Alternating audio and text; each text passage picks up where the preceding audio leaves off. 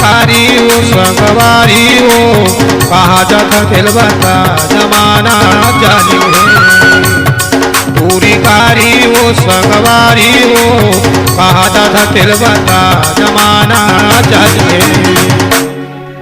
अरे आगू पीछू तोड़ कटको पड़े आगू पीछू तोड़ कटको पड़े ज्यादा जानी तेरा वो पूरी कारी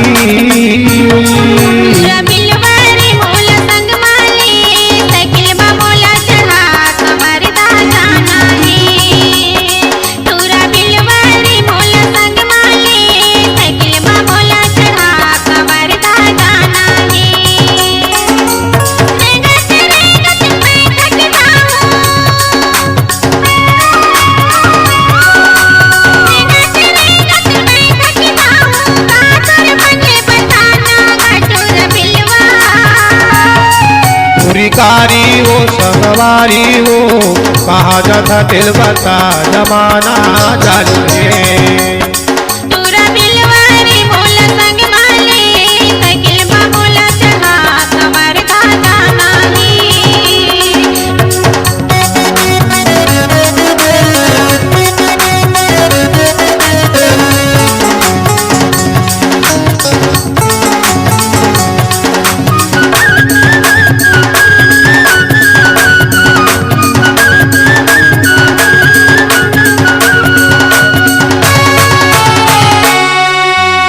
हरी मझनिया हो के गोरी काबर के राजा थजुओ काबर के राजा थजुओ